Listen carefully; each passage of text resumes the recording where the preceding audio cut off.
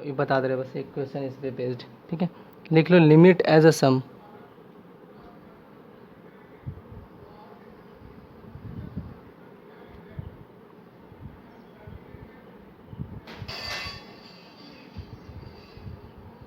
Limit as sum बोल दो या फिर इंटीग्रल से लिमिट ऑफ सम्स लिख दो, ज़्यादा अच्छा लगेगा। ठीक है, लिमिट ऑफ सम्स बेसिकली ये आसान सा चीज़ है, बट इतना लेंदी लेके गया ना, पहले पूछता था अब नहीं पूछता। ठीक है, देखो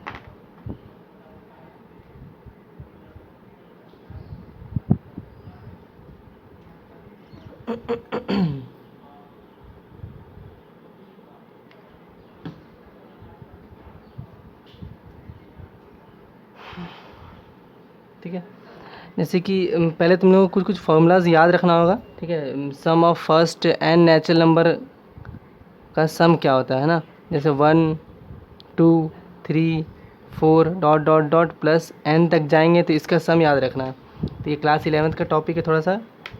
इसका सम क्या होता है, एन इंटू एन प्लस 1/2, ये सम का इस्तेमाल होने वाला है इसीलिए। ठीक है, ये लिख लो पहले। सेकेंड, 1 का स्क्वायर, 2 का स्क्वायर, 3 का स्क्वायर, 4 का स्क्वायर अप टिल n का स्क्वायर, तो इसका सम क्या होगा, तो n into N plus 1 into 2n plus 1 और होल डिवाइड बाई 6। ठीक है, ये होता है।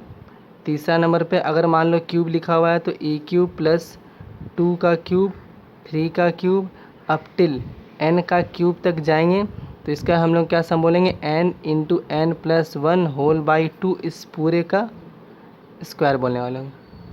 ये ऐसा कुछ होता है। एक जीपी का भी होता है जहाँ तक ये पता है ना। ए आर बोल दे रहे, पहले ए बोल रहे हैं, a first term, second term, third term, तो ये जीपी में चल रहा है, तो इसका भी सम का एक फार्मूला होता है। ए आर एन माइनस 1 तक जाएंगे तो इसका फॉर्मूला हो गया ए आर का पावर एन माइनस 1 और ये आर माइनस 1। माइनस 1 अलग है, ठीक है, एन में से माइनस नहीं किया हुआ है। तो ये फिलहाल 4 तुमको याद रखना है, इसी का इस्तेमाल करेंगे आगे हम लोग।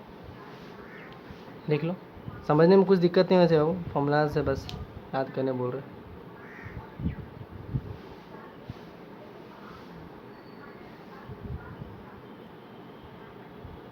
याद रखना, इसी पे बेस्ड जो क्वेश्चन होगा लिमिट ऑफ सम का हम लोग सॉल्व करेंगे, वो आसानी से सॉल्व कर सकते हैं ना। इन डेफिनेट में बोलता है क्या हम लोग को, पहले आप इंटीग्रेट करो और फिर upper limit minus lower limit, लेकिन उससे पहले हम तुम लोगों को बताए हुए उस पर बेस्ड बहुत सारा प्रॉपर्टीज़। हम यही ज़रूर बोलेंगे कि अगर नहीं सॉल्व किया है तो पहले वो सॉल्व करना, ठीक है, नहीं तो छोड़ोगे ना नहीं, क्योंकि उससे क्वेश्चन कन्फर्म आने वाला है। ठीक है, तो छोड़ने से काम गड़बड़ आ जाएगा। तो ये पहले लिख लो, ठीक है, ये लिख लिया तो हटा सकते, हटा दें, ये लिख लेगा तो हटा देंगे। ठीक है, और ये भी लिखो, लिखो इस चीज़ को लिखना। तो कोई एक फंक्शन लिखा हुआ है F of x D x, ठीक है, लोअर लिमिट ए दिया हुआ है, अपर लिमिट बी दिया हुआ है, तो हम लोग को डायरेक्टली बोला जाएगा तो इंटीग्रेट कर सकते हैं कि इंटीग्रेट करके upper limit minus lower limit, लेकिन यहाँ पे हम टॉपिक का यूजिंग करें कौन सा, लिमिट्स ऑफ सम। ठीक है, तो वो तुमको ध्यान रखना है कि कैसे इस्तेमाल करेंगे, डायरेक्ट इंटीग्रेशन नहीं करना है, जो लिखवा रहे हैं उसी पे बेस्ड हम लोग काम करने वाले। ठीक है, limit h tending to 0, formula है रटना जिसको बोलते हैं ना, वो काम करना भी। h F of a plus h, ठीक है, ये नहीं, ऐसे h F of a plus F of a plus h plus F of a plus 2h dot dot dot plus last वाले तक में क्या जाएंगे, F of a plus n minus 1 into H. ये याद रखना अभी, ठीक है, ये याद रखना।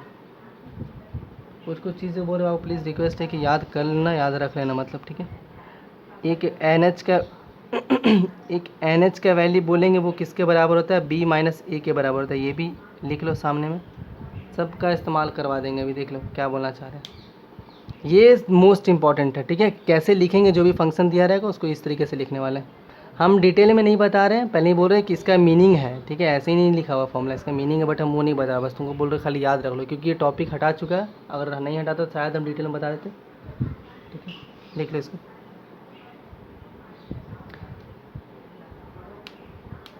लिख लेगा तो बता देना बाबू, ठीक है। एन एच का वैल्यू क्या होता है, बी माइनस ए, बी क्या है अपर लिमिट माइनस और ए क्या है लोअर लिमिट है, तो कन्फ्यूज़न ज़्यादा नहीं होना चाहिए।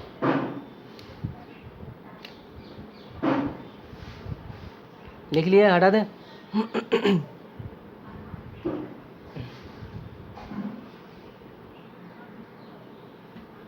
एकदम बेसिक सा क्वेश्चन दे रहे हैं। यहाँ पे क्या लिखा हुआ है, 0 से लेके 2 है, ठीक है, और x+4 बाजू में dx लिखा हुआ है।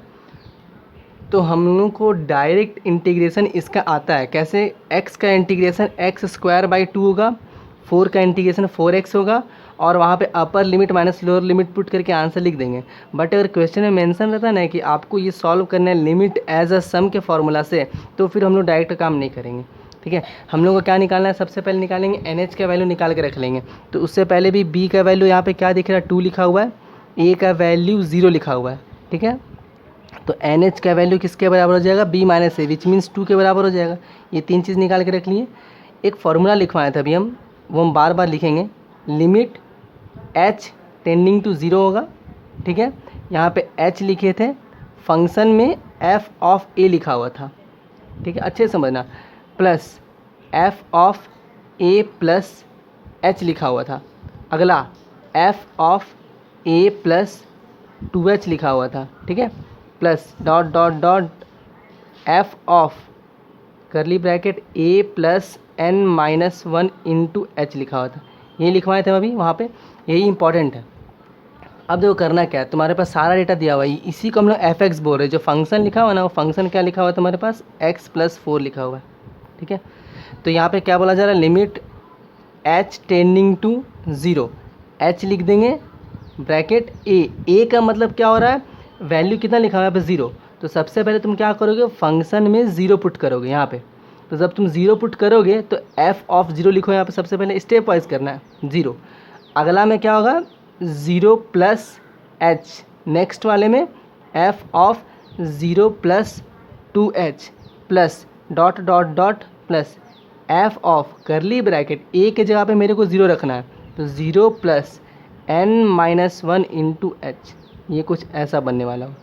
पहले ही बोल रहे बाबू, एकदम जस्ट हम याद करने या रटने बोल रहे कि इस तरीके से सॉल्व करना है, पैटर्न यही है, ठीक है। हम नहीं जा रहे टेक्निकल टर्म में, इन सब का मतलब है, ऐसा नहीं कि हम खुद से कुछ भी बोल रहे हैं, ठीक है।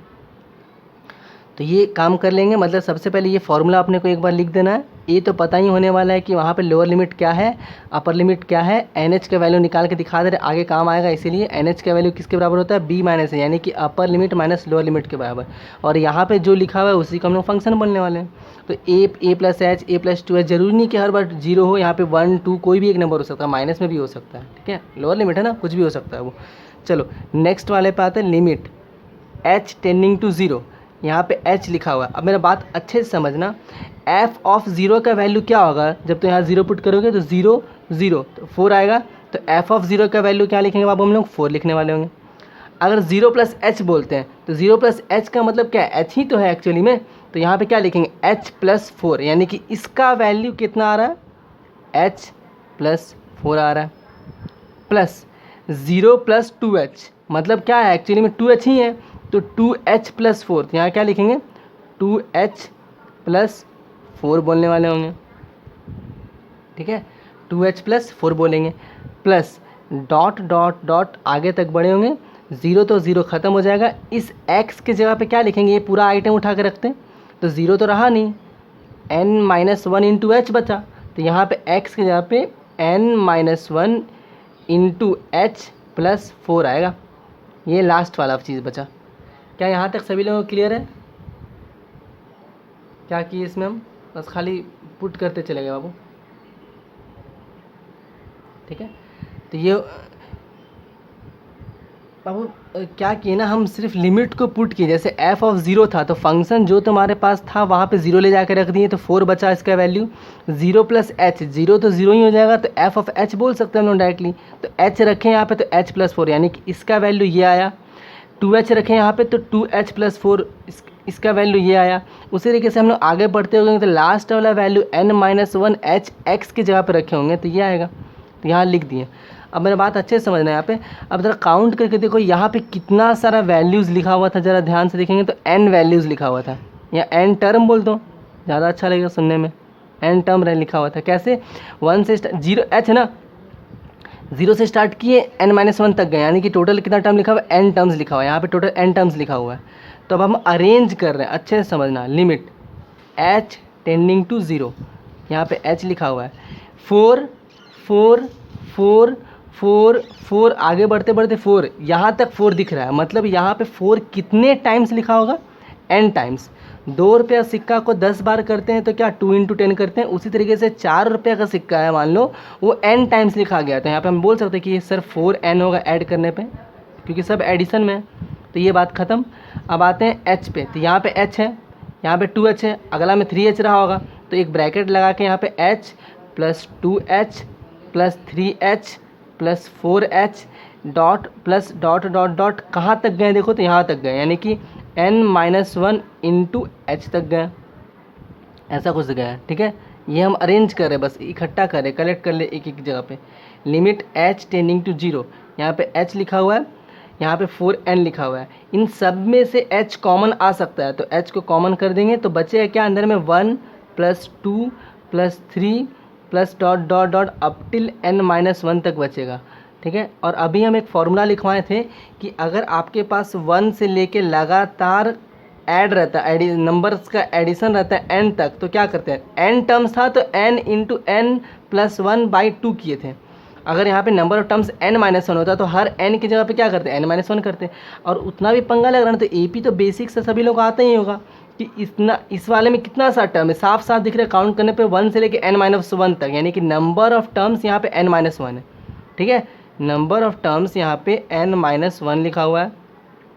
तो Sn का फॉर्मूला होता है बाबू, फर्स्ट, अगर तुम्हारे पास फर्स्ट टर्म और लास्ट टर्म है तो first term plus last term into number of terms by 2, ये होता है फॉर्मूला। तो यहाँ पे नंबर ऑफ टर्म्स कितना है, n-1 लिखा हुआ है, बाई 2 कर देंगे, और फर्स्ट टर्म यानी कि 1 प्लस लास्ट टर्म का वैल्यू यानी कि ये वाला, ऐसा कुछ। तो -1 + 1 शहीद हो गया, बच ये कुछ ऐसा गया, तो ये आया। ठीक है, इसको हम अच्छे से अरेंज करके लिख दे। लिमिट लिखना बहुत ज़रूरी है बाबू, बस खाली इसमें कुछ दिमाग लगाना नहीं, बस खाली पैटर्न को सॉल्व करते चलना है। ये कुछ आएगा क्या, h रहेगा ब्रैकेट, यहाँ पे 4n लिखा रहेगा बाबू। ठीक है, यहाँ पे क्या लिखा रहेगा, तो h रहेगा इंटू n-1/2 लिखा रहेगा, अच्छे से समझना, ये लिखा रहेगा। तो देखो ये लिख लो, ये लिखने की ज़रूरत नहीं, बस समझ लो ना, लिखने की ज़रूरत नहीं, क्या लिख के करेगा। देखो ये पार्ट का ऊपर वाले को हटा रहे, ठीक है, क्वेश्चन का जो था वो हटा दिए, तो ये पार्ट आया। अब अच्छे से समझना, लिमिट h टेंडिंग टू 0 है। ठीक है, बाहर में h था, इस h को ब्रैकेट के अंदर डाल दो, तो ये h जब यहाँ पे पहुँचा होगा तो क्या बन गया होगा, 4 टाइम्स ऑफ NH बन गया होगा, है ना, 4 टाइम्स ऑफ NH। यहाँ पे एक h है तो क्या करना है आपको, h का पेयरिंग n के साथ करना है। ठीक है, ताकि NH का वैल्यू पता है, इसीलिए n इंटू h, तो यहाँ पे एक NH रह गया, और बाहर से जो h आया ना एक, उस h को इस ब्रैकेट के अंदर भेज देना बाबू, है ना। तो ब्रैकेट के अंदर भेज देंगे तो n माइनस, यानी कि ब्रैकेट के अंदर में NH माइनस h बन जाएगा, बाई 2 लिखा हुआ रहने वाला है। ये रहा सेटअप मेरा, जब हम h को अंदर डाल देंगे तब। क्लियर है यहाँ तक सभी लोगों को, दिक्कत है कुछ? 2h था यहाँ पे, एक h इस n के साथ भिड़ा दिए, और एक h, बोलो, ठीक है, b का वैल्यू 3 है, a का वैल्यू 1 है, NH का वैल्यू किसके बराबर, b माइनस, यानी कि 3 - 1 तो 2 के बराबर होगा। ठीक है, फॉर्मूला कैसे लिखने बोले थे, limit h tending to 0, h curly bracket, तुमको क्या लिखना है, f of a plus f of a plus h plus f of a plus 2h dot dot dot dot plus f of curly bracket a plus n-1 into h, ऐसा कुछ solve करके बताना है। ये रहा मेरा काम, लिख दिए। अगला लिमिट h टेंडिंग टू 0, अच्छे से समझना, a की जगह पे क्या है इस बार 1 है, तो तुम क्या लिखेगा, f ऑफ 1 लिखेगा, प्लस इस a की जगह पे क्या 1 है, यानी कि f of 1 plus h, a की जगह पे 1 plus 2h plus dot dot dot plus f of curly bracket, a की जगह पे 1 प्लस n-1 इंटू h लिखने वाला तुम। इस बार काम ख़त्म। अगला स्टेप पे limit h tending to 0, h लिखा हुआ है, f ऑफ 1 फंक्शन क्या है, ये है फंक्शन। तो जब तुम वहाँ पे 1 पुट करेगा तो प्लीज़ रिक्वेस्ट ऐड मत कर देना, ठीक है, वो सेटअप वैसा ही रहने देना। 1 रखोगे यहाँ पे ले जाके तो क्या दिखेगा तुमको, 1 का स्क्वायर प्लस 1 फर्स्ट वाला प्लस, ठीक है, 1 प्लस एच इसके जगह पे रखोगे तो क्या मिलेगा, 1 प्लस एच का स्क्वायर प्लस 1 प्लस एच मिलने वाला होगा, एक्स की जगह पर रखना ना हम लोग, ठीक है। तो हम एक काम करते हैं, थोड़ा सा देखो हम एक चीज़ दिखा रहे हैं, यहाँ तक लिख लिए, हम अलग से पहले f ऑफ 1 निकाल के दिखा दे रहे हैं, ठीक है। f ऑफ 1 पुट करने पे मिलेगा, क्या मिला, 2 मिला, ठीक है। f ऑफ अगर 1 प्लस एच पुट करते हैं तो क्या मिलता, 1 प्लस एच का whole square plus 1 plus h मिलता। इसको सॉल्व करो, क्या आएगा, a square plus b square plus 2ab, ऐसा कुछ आने वाला होगा, यही ना आएगा। सॉल्व करें, पूरा पूरा सॉल्व करने बोल रहे हैं हम। तो h का स्क्वायर मिल रहा है 2h, 3h मिल रहा है, 1 प्लस 1 2 मिल रहा है, अच्छे समझना, 1 पे ये मिला, 1 प्लस एच पे ये मिला। अगर हम एक और दिखा दे रहे हैं, 1 प्लस 2h पुट करते हैं इस जगह पे तो 1 प्लस 2h का whole square plus 1 plus 2h होता।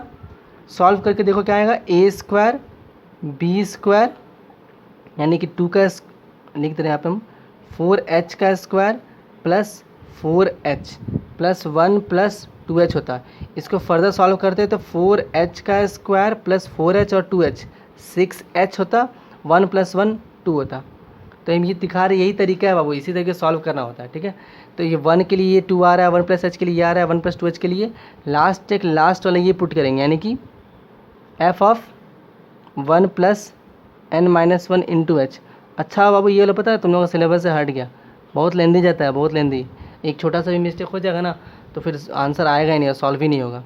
हालांकि बहुत पहले ये 6 मार्क्स में पूछता था, बट इसका कोई तुक नहीं बनता है, बेवकूफ़ी इंसान होगा जो इतना मेहनत करके ये काम करेगा। डायरेक्टली यार इंटीग्रेट करो और upper limit minus lower limit करो, आंसर सेम आएगा, बट पता नहीं कहाँ नहीं दिमाग लगाता है ये सब। देखो यहाँ पुट कर देंगे तो 1 plus n minus 1 into H, इस पूरे का होल स्क्वायर प्लस इस x की जगह पे भी क्या लिखेंगे बाबू, 1 plus n minus 1 into H लिखेंगे। सॉल्व करो फर्दर, यानी कि इस पूरे को एक्सपेंड करो, हटा दो, a का स्क्वायर b का स्क्वायर, एक देख लो लास्ट है ये, इसके बाद नहीं बताएंगे, एक भी b का square plus 2 times of a into B यानी कि n minus 1 into H plus यहाँ पे जो लिखा हुआ है 1 plus n minus 1 into H. Arrange कर लो, 1 प्लस 1 2 n माइनस 1 यानी कि n माइनस 1 का स्क्वायर और h का स्क्वायर 2 और ये एक जोड़ के क्या बनेंगे बाबू, 3 times of n minus 1 into H. ये ऐसा कुछ हुआ क्या, यहाँ पे किसी को दिक्कत समझने में कि ये क्या किए, बस हम खाली ये जो देखो ये यहाँ पे डायरेक्टली लिखते ना, काम नहीं बनता, हम दिखा दिए कि अच्छा 1 प्लस एच को ये लिखेंगे, 1 प्लस 2h को ये लिखेंगे और लास्ट वाले को ये लिखेंगे, दिखा दे रहे हैं, ठीक है। क्लियर है ये पार्ट सभी लोगों को, दिक्कत है इस पार्ट। 2n टर्म्स बोलने वाले हैं यानी कि 2 अलग कर लिए, बात क्लियर हो गई सभी लोगों को। अब आते हैं h वाले पे, फिर h स्क्वायर वाले पे आएंगे। तो यहाँ पे पहले 3h दिख रहा है, 6h दिख रहा है, अगला वाला टर्म क्या रहा होगा, 9h रहा होगा, उसके बाद टर्म कौन सा रहा होगा, 12h रहा होगा। तो हम क्या कर लिए, 3h वाला टर्म अलग कर लिए, 3h 6h 9h है ना, डॉट डॉट कहाँ तक गया होगा, यहाँ तक गया होगा, यानी कि 3 times of n minus 1 into H तक गया होगा। तो ये एक ब्रैकेट अलग कर लिए, प्लस अब h स्क्वायर वाला अलग कर रहे हैं। तो यहाँ पे क्या दिख रहा है, सबसे पहले h का स्क्वायर, यहाँ पे क्या दिख रहा है 4h का स्क्वायर, अगला वाला क्या आया होगा पता है 9h का स्क्वायर। इस तरीके से बढ़ते गए होंगे तो यहाँ तक पहुँचेंगे, यानी कि n माइनस 1 का स्क्वायर इंटू एच का स्क्वायर, ऐसा कुछ। इस पूरे का सम फॉर्मूला से हटाएं, इसका भी सम बाबू क्या करेंगे, n तक होता है तो n हर जगह पे लिखा हुआ है, लेकिन लास्ट टर्म का वैल्यू यहाँ पे n माइनस 1 है, मतलब तुमको हर n के जगह पे n माइनस 1 से रिप्लेस करना है।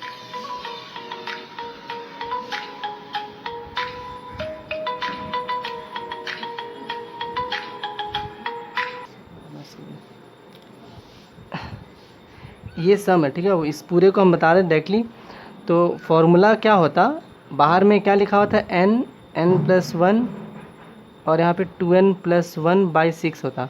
तुमको हर n की जगह पे n-1 से रिप्लेस करना है, क्योंकि लास्ट टाइम n-1 है। यहाँ पे n की जगह पे क्या लिखेंगे बाबू, n-1। इस n+1 n की जगह पे जब तुम n-1 लिखोगे तो n बन जाएगा। यहाँ पे और एक बार करोगे 2n+1 है, ठीक है, तो यहाँ पे n की जगह पे जब n-1 लिखोगे ना तो मल्टीप्लाई करने पे, सॉल्व करने पे क्या आएगा, 2n-3 आ जाएगा, और यहाँ पे 6 का 6 रहने वाला होगा। मतलब हम क्या किए ना, इन सब का जो सम था उन सबको हम फॉर्मूला से हटा दिए। अब लास्ट हो गया है, लास्ट देखो करना क्या, इस h को मल्टीप्लाई करो। हम क्या बोले थे, n का h के साथ पेयरिंग करना है, तो लिमिट क्या लिखेंगे, h टेंडिंग टू 0, ठीक है। ये h इसके पास जाएगा तो क्या बन जाएगा, 2nh, एक h और एक n तो बन जाएगा क्या, 3nh। लेकिन बाहर का जो h है वो ब्रैकेट के अंदर डाल देना, तो क्या बन जाएगा, nh - h whole divide by 2 plus, यहाँ पे 3 बार n है तो ऑफकोर्स 3h भी होना चाहिए। देखो h² है, एक h इस ब्रैकेट के अंदर, तो nh - h और एक h इसके साथ मल्टीप्लाई करके रख देते हैं, तो nh, और बाहर का जो h आया इसके साथ मल्टीप्लाई कर देते हैं, तो 2nh - 3h whole divide by 6। अब हम सिखाए थे कि nh की जगह पे आपको वैल्यू पुट करें, और जहाँ सिंगल h होगा वो तो लिमिट h टेंडिंग टू 0 के कारण 0 हो जाएगा, तो nh की जगह पे 2 पुट कर दो, nh की जगह पे 2, तो 4 प्लस 3 इंटू nh की जगह पे 2 इंटू ब्रैकेट के अंदर में 2 - 0 और होल डिवाइड बाई 2 लिखने वाले हैं। इस nh की जगह पे 2 - 0 इंटू 2 ऐसा कुछ होगा, इंटू 2 इंटू NH है ना, कहाँ, हाँ 2NH की जगह पे फिर से 2 इंटू 2 और -0 हो जाएगा, होल डिवाइड बाई 6 है। इसको सॉल्व करना है बस, 2 से 2 कटेगा, 4 3 2 6 10, और कितना कटेगा वो 10, 2 से 3 बार में 2 2 4 2 8, 8/3, तो 10 + 8/3 बचने वाला है, ऐसा कुछ होगा, ठीक है। तो इसको ऐड करेंगे, आंसर आ जाएगा, और ये आंसर मैच करना चाहिए, सेम होगा बाबू, ठीक है। मे भी अगर कैलकुलेशन में गलती हो जाए लेकिन आंसर सेम आएगा। क्या ये बात क्लियर है सभी लोगों को कि ऐसे किया जाता है सॉल्व लिमिट एज अ सम को, ठीक है। अगर नहीं पूछने वाला तो बहुत बढ़िया बात है, हटा दे पूरा।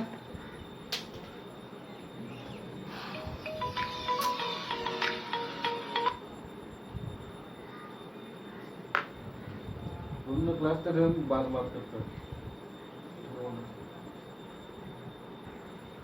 तो हेडिंग डालो क्या, एरिया ऑफ बाउंडेड रीजन।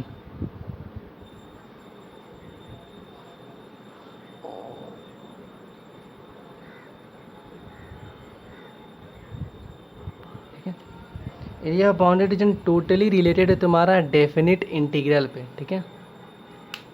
तो जो जो इम्पोर्टेंट पॉइंट्स है इसके रिगार्डिंग हम वो बता देते तुमको क्या क्या आना चाहिए, ठीक है, जो जो चीज़ ज़रूरी है।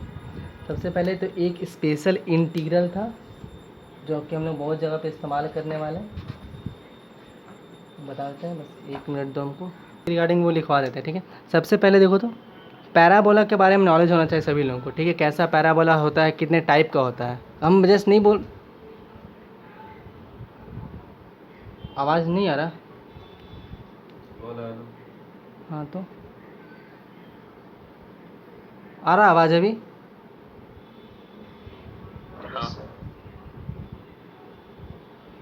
अभी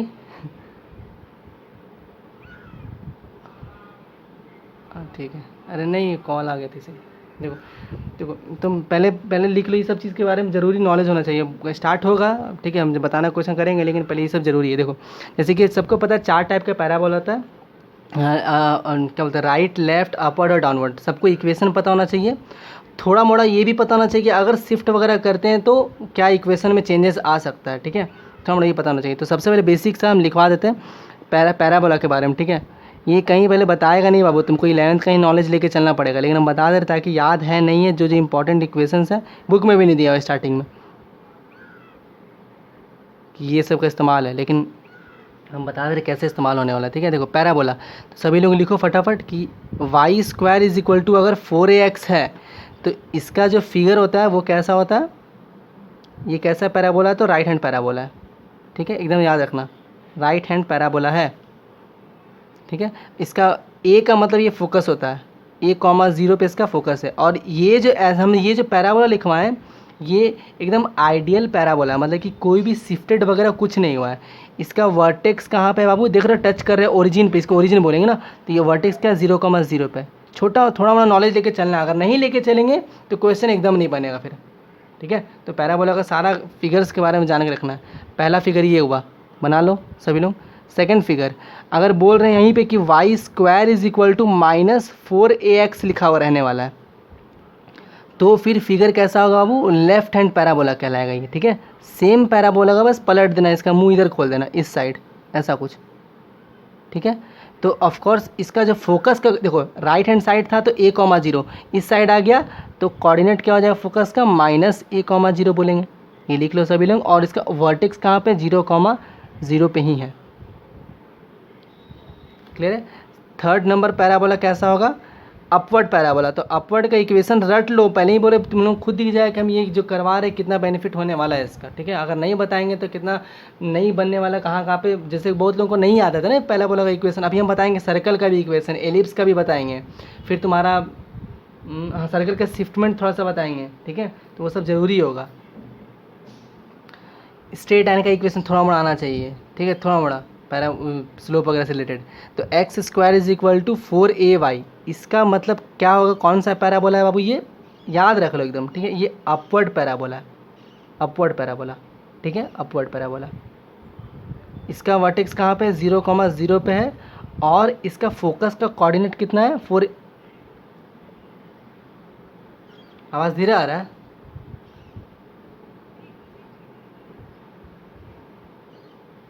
अच्छा।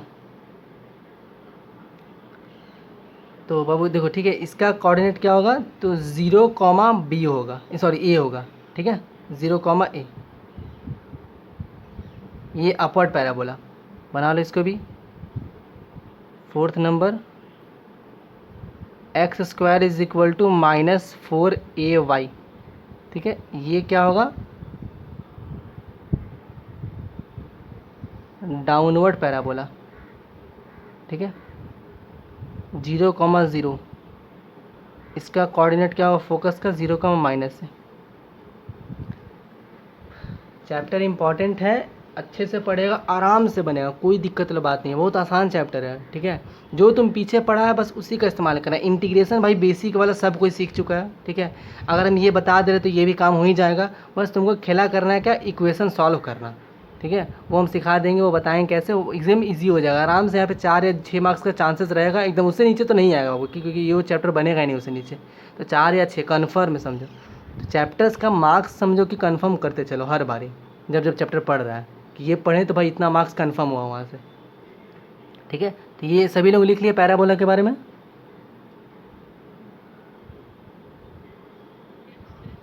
ठीक है। अब मेरा एक बात समझना, यहीं पे हम कुछ बोलेंगे, जैसे कि अगर मान लो ज़रूरी नहीं ना कि हमेशा ये वर्टेक्स पे ही आए, है ना, यहीं से पास करें, ये सब हम सिखाएं भी, ये बहुत सभी लोगों को तो सिखा ही होगा कि ग्राफ में शिफ्टमेंट कैसे होता है। ये ग्राफ है, अगर हम इस x में, जैसे x हम बोलते हैं क्या कि x पॉजिटिव रखो, और अगर x में कुछ भी सब्ट्रैक्ट करते हैं तो वो ग्राफ राइट साइड शिफ्ट हो जाता है। सब्ट्रैक्ट करने पे राइट शिफ्ट होता है, ऐड करने पे लेफ़्ट शिफ्ट हो जाता है। क्या ये क्लियर है सभी लोगों को ये बात? हम उतना डिटेल में नहीं जाएंगे बाबू, ठीक है, उतना बेसिक सभी लोगों को होना ही चाहिए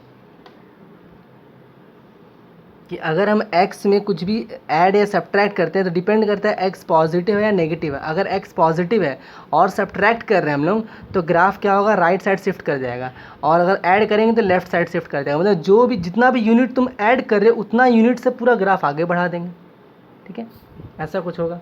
तो ये चीज़ थोड़ा ध्यान में रखना है, आगे देख लेंगे, आगे क्वेश्चन आएगा तो वहीं बताएंगे फिर, लेकिन फिलहाल के लिए ये बेसिक है कि इसका इस्तेमाल करने वाले 4 पैराबोला का इक्वेशन हटा दें।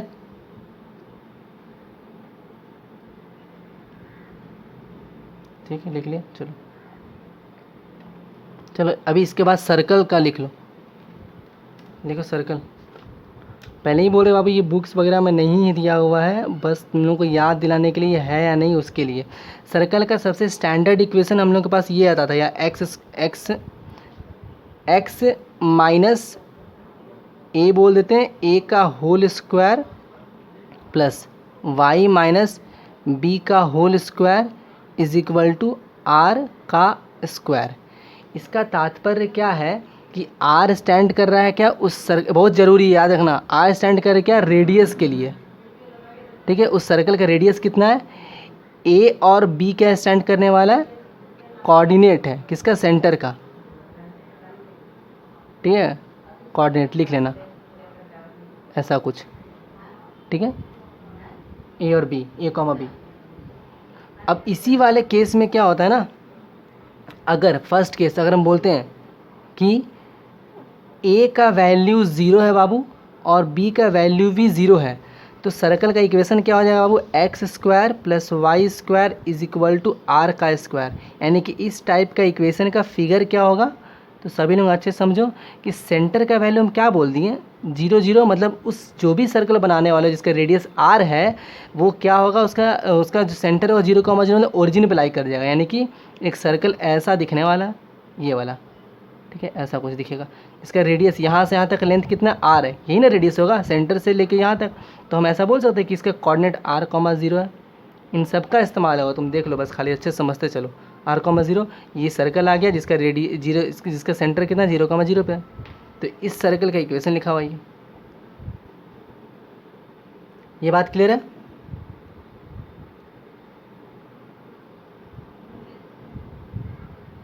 चलो देखो, अगर हम यहाँ पे ऐसा लिख देते हैं, इसका मतलब क्या है बाबू, देखो एक्स में कुछ छेड़छाड़ किया गया, मतलब ऐड या सब्ट्रैक्ट किया गया, इसका मतलब पूरा सर्कल जो होगा वो एक्स एक्सिस में मूव करने वाला है। अगर वाई में सिर्फ छेड़छाड़ किया रहेगा तो वाई में मूव करने वाला है। यहाँ पर दोनों में किया हो, मतलब इस सर्कल कहीं और है, ना ही एक्स एक्सिस पे लाई कर रहा है उसका सेंटर, ना ही वाई एक्सिस पे लाई कर रहा है, ठीक है।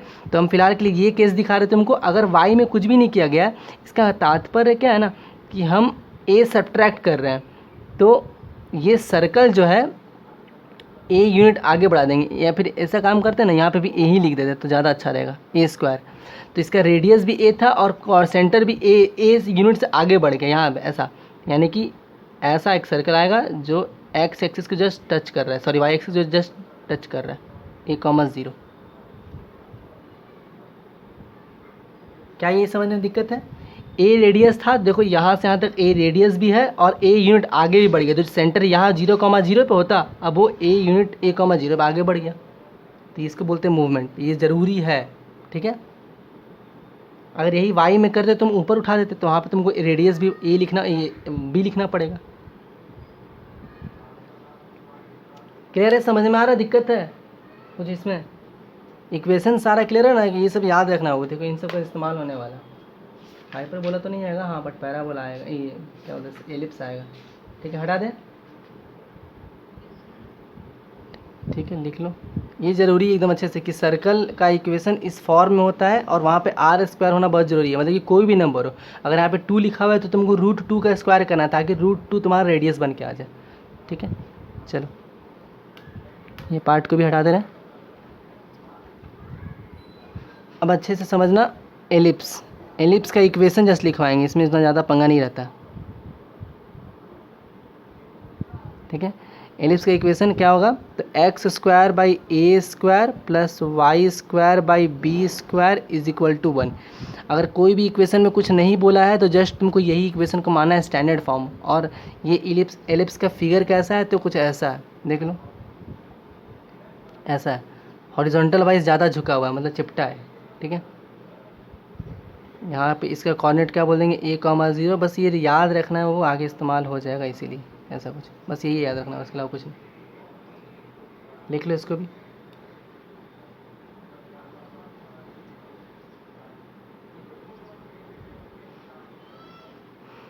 हो गया,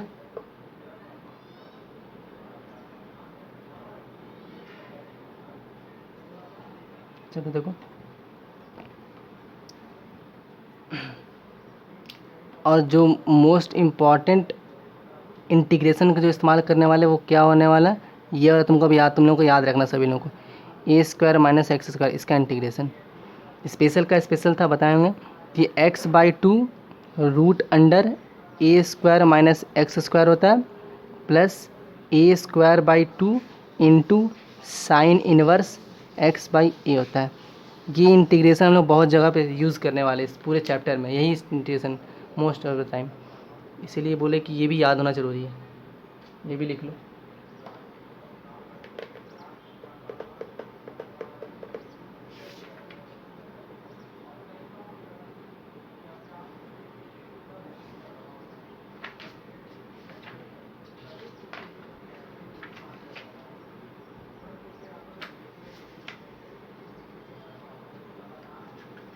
हो गया सारा ख़त्म।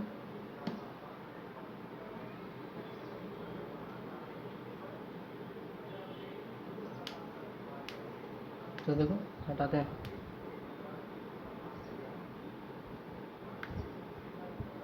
हटा देना सारा। अब इम्पोर्टेंट पार्ट आ रहा है जो सीखना है हम लोगों को, ठीक है।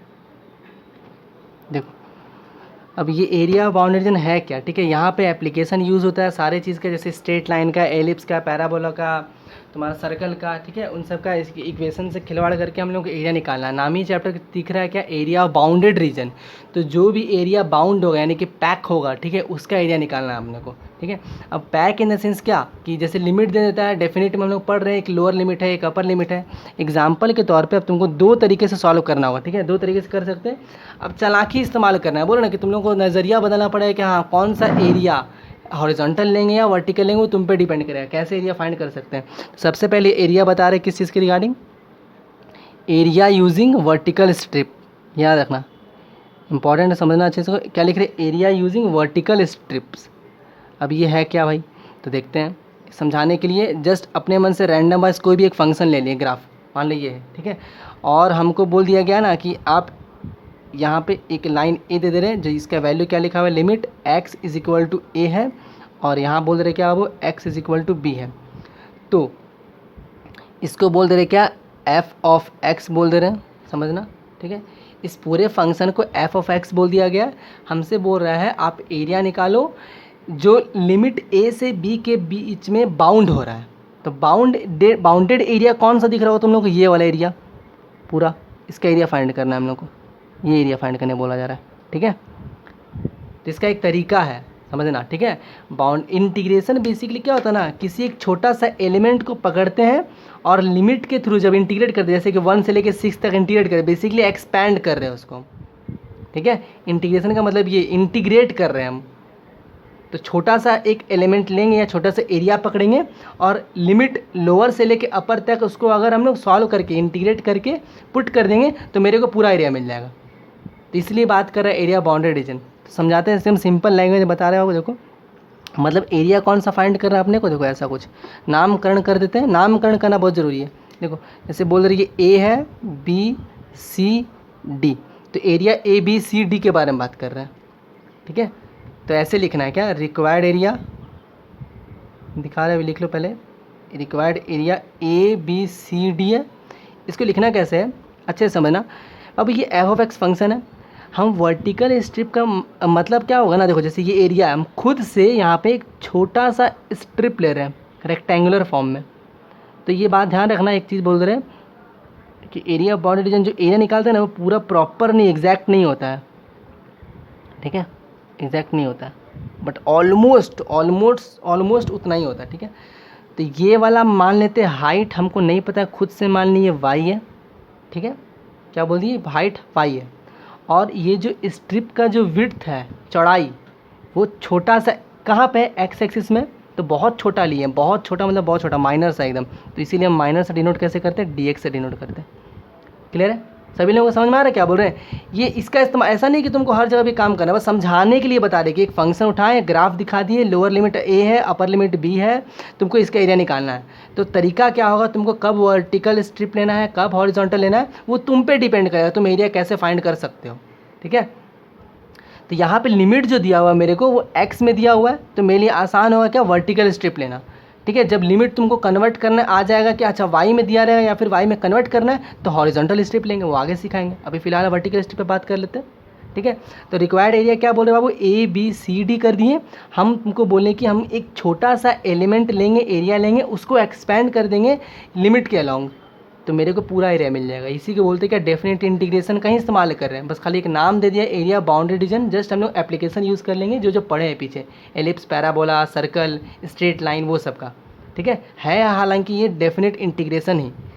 तो सबसे पहले क्या किए, हम एक छोटा सा रेक्टेंगुलर स्ट्रिप लिए जिसका लेंथ है यानी कि जो हाइट है ये y है, तो y लिख लेंगे, ख़त्म। और इंटू dx, तो ये अगर हम ये करते हैं y इंटू डी एक्स, मतलब कि लेंथ इंटू ब्रेड्थ, वो क्या मिलता है मेरे को, एरिया मिलता है किसका, रेक्टेंगल का, यानी कि मेरे को इतना इसका एरिया मिल गया, y इंटू डी एक्स का एरिया मिल गया इतना छोटा सा। अगर हम इसी को एक्सपैंड कर देते हैं इस लिमिट के अलॉन्ग, तो लोअर लिमिट क्या है, a है, और अपर लिमिट क्या है, b है। अगर हम इस लिमिट के अलॉन्ग एक्सपैंड कर देंगे तो एरिया मेरे को पूरा मिल जाएगा। तो ये रहा तुम्हारा वर्टिकल स्ट्रिप के अलॉन्ग एक्सपैंड करना। क्या ये क्लियर है सभी लोगों को? क्वेश्चन आएगा तो और आसानी हो जाएगा, ठीक है। इसमें कुछ समझने में दिक्कत है?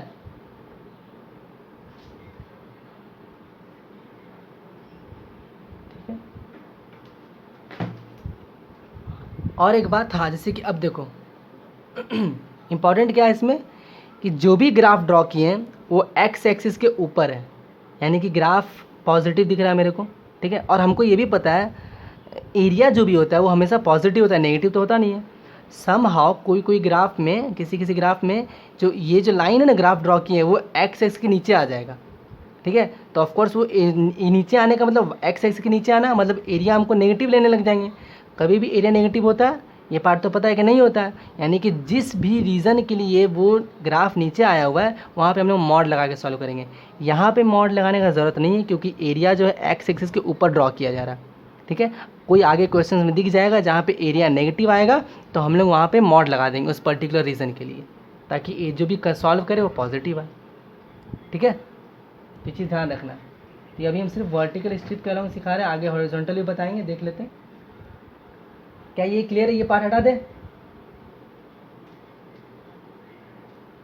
बताते हैं। देखो जैसे कि ये ग्राफ जो हम तुमको अभी बोले ना नेगेटिव वाले पार्ट में, जैसे मान लो किसी एक क्वेश्चन में ग्राफ ऐसा कुछ हो गया, सपोज ग्राफ ऐसा करके ऐसे आ गया, ठीक है, ठीक है। तो हमको बोल दिया सर आपके पास लिमिट जो है वो ए है यहाँ पे ऐसा और यहाँ पे है बी, ये वाला।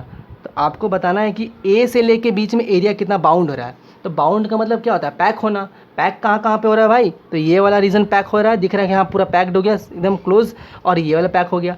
बट मेरे को अभी सिखाया गया कि अच्छा अगर एक्स एक्सिस के नीचे ग्राफ आ रहा है तो एरिया नेगेटिव आएगा।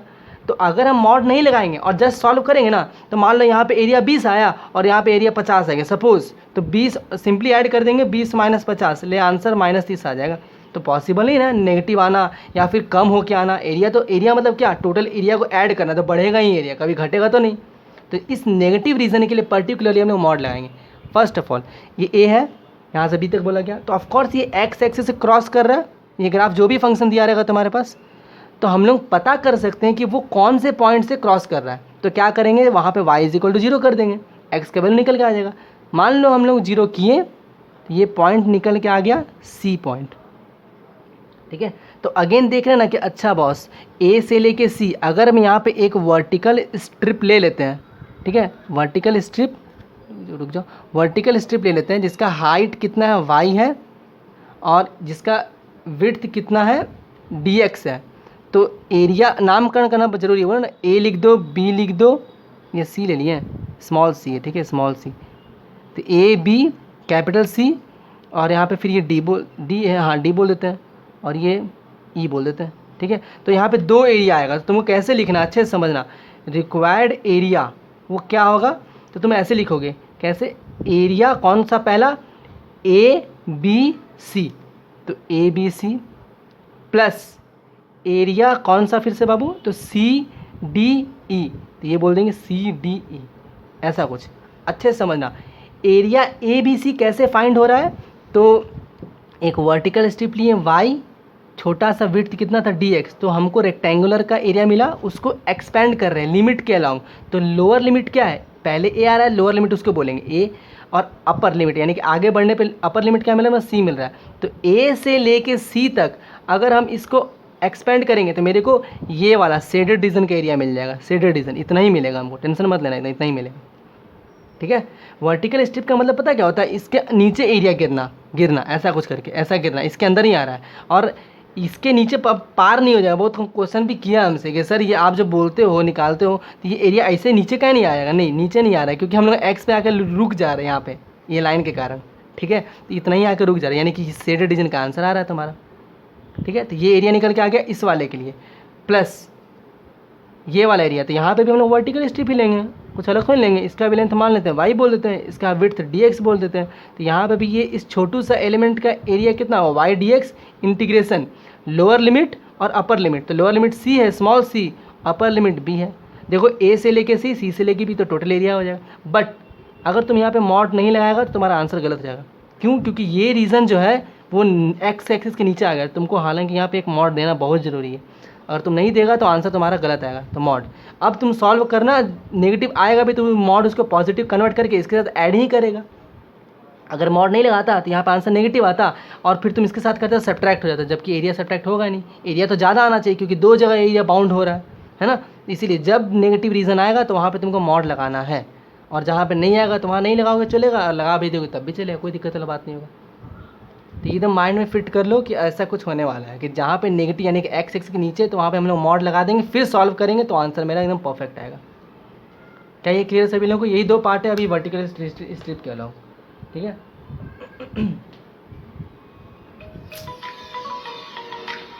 ऐसे सॉल्व करना है। देखो find the area bounded, find the area bounded by, find the area bounded by the parabola, y square is equal to 4ax। ये एकदम बेसिक है, एकदम बेसिक याद रखना। एंड इट्स लेटेस्ट रेक्टम, हमको बताना है क्या, जो एरिया बाउंड हो रहा है किसके कारण, एक ये पैराबोला और उसका लेटेस्ट रेक्टम के कारण जो एरिया बाउंड हो रहा है हमको उसका एरिया फाइंड करके दिखाना है, ठीक है। सबसे पहले ये कौन सा पैराबोला है, तो राइट हैंड पैराबोला है, ठीक है। तो इसका, और हाँ एक बात बताना भूल ही गया, मोस्ट इम्पॉर्टेंट इस पूरे चैप्टर के रिगार्डिंग, बिना डायग्राम बनाए सॉल्व नहीं होने वाला कोई भी क्वेश्चन हो, ठीक है, बिना डायग्राम बनाए। अगर तुम्हारा ग्राफ सेक्शन अच्छा नहीं है, ग्राफ नहीं बना पा रहे हो, ड्रॉ नहीं कर पा रहे हो, तो फिर पंगा पड़ने वाला है, ठीक है। याद रखना एग्ज़ाम में भी तुम बिना डायग्राम बनाए कभी सॉल्व नहीं कर पाओगे, क्योंकि तुमको पता ही नहीं चलेगा कौन सा लिमिट से लेके कौन तक कहाँ तक इंटीग्रेट करना है। तो डायग्राम बहुत कड़क होना चाहिए बनाने का। जैसे कि यहाँ लिखा हुआ राइट हैंड पैराबोला, तो हम सबसे पहले क्या किए, एक राइट हैंड पैराबोला ड्रॉ कर लेते हैं, ठीक है। राइट हैंड पैराबोला ऐसा कुछ ड्रॉ कर लिए, काम ख़त्म, ठीक है। ये Y square is equal to 4x का पैराबोला है। तो ये बात एक अच्छे समझना है कि ये एकदम स्टैंडर्ड इक्वेशन लिखा हुआ है, ठीक है। तो यानी कि यहाँ पे कहीं फोकस आ रहा हो, जो हम लिखवाएं तो वहाँ पे a,0 ऐसा कुछ।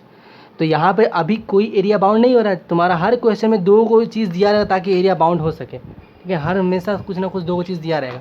तो यहाँ पे लेटेस्ट रेक्टम बोल दिया है। अब वो लेटेस्ट रेक्टम का मतलब क्या होता है ना, एक ऐसा लाइन जो फोकस से पास कर रहा हो और प्रिंसिपल एक्सिस के परपेंडिकुलर हो, उसको बोलते हैं लेटेस्ट रेक्टम, ठीक है। क्लास 11th का चीज़ है पैराबोला का। लेटेस्ट रेक्टम का मतलब ये होता है कि ऐसा लाइन जो फोकस से पास कर रहा हो और परपेंडिकुलर हो प्रिंसिपल एक्सिस। तो इस वाले को हम लोग प्रिंसिपल एक्सिस बोलते हैं, ये फोकस है तो यहाँ से पास कर रहा हो, तो ये लाइन एक ऐसा हो गया। इसको क्या बोल देंगे हम लोग, लेटेस्ट रेक्टम, लेटेस्ट रेक्टम, ठीक है। अच्छे से समझना लेटेस्ट रेक्टम। तो मेरा बात हमको बताओ इस चीज़ में क्या कि एरिया कहाँ बाउंड हुआ, कितना सारा बाउंड हुआ। सभी लोगों को दिख रहा होगा सर एरिया बाउंड हुआ इस लाइन और इस पैराबोला के कारण, ये पूरा एरिया बाउंड हो गया, मतलब कि पैक हो गया पूरा एकदम। तो हमको इसका एरिया चाहिए। क्या ये सभी लोग क्लियर है?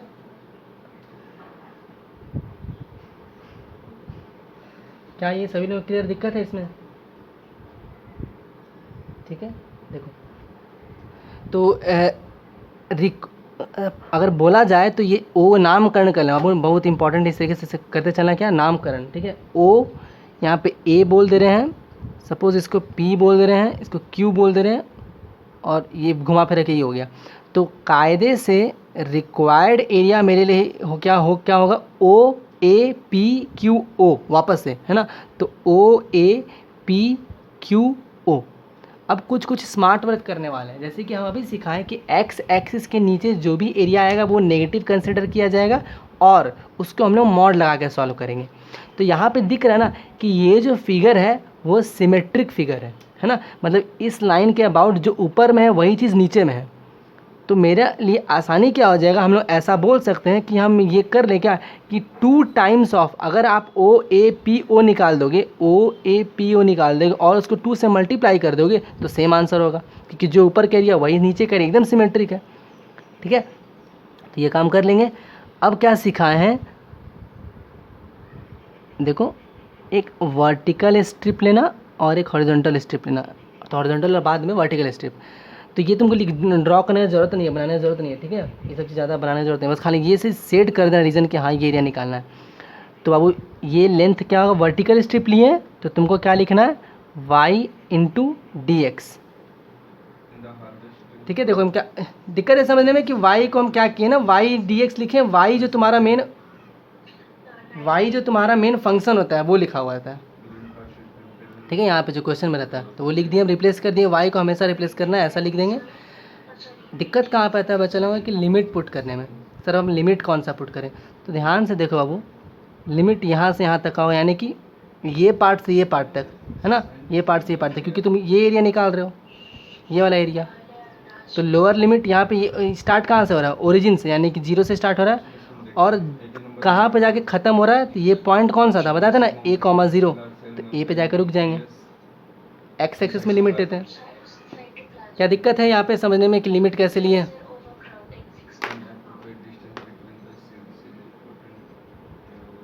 बोलो किसी को दिक्कत है। और x इज इक्वल टू 4 है, इन दोनों के कारण जो एरिया बाउंडर है वो निकालना है। फर्स्ट ऑफ ऑल इसका स्टैंडर्ड इक्वेशन क्या था याद है सभी लोगों को, वाई स्क्वायर 4 इंटू ए इंटू एक्स, ऐसा होता है। मतलब ये एक पैराबोला है, राइट हैंड पैराबोला,